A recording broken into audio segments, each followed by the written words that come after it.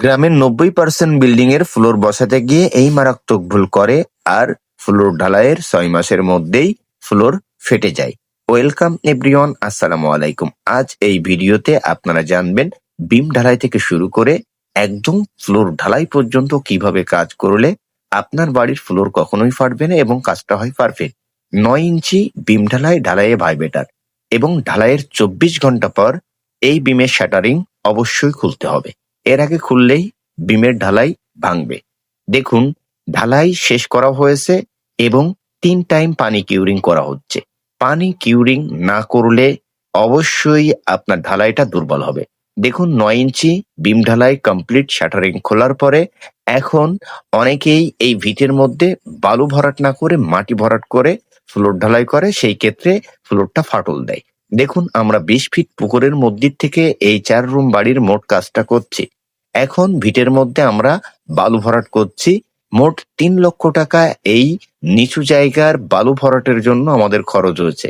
অনেকে এমন মাটি ভরাট করেন, আর মাটি ভরাট করলে কিন্তু ফ্লোর রিস্ক থেকে যায় ফাটল ধরার জন্য।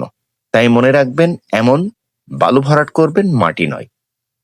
বাড়িটার সামনে থাকছে ২টা বেলকনি, ভিতরে ৪টে রুম এবং ২টা টয়লেট, একটি কিচেন।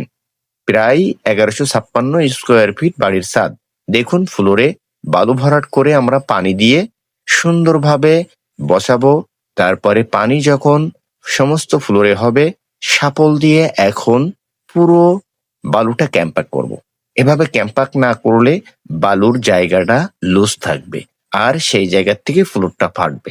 বিশেষ করে বিমের জায়গা অবশ্যই শাপল দিয়ে আপনাকে ক্যাম্পাক করতে হবে, যেমনটা আমরা করছি।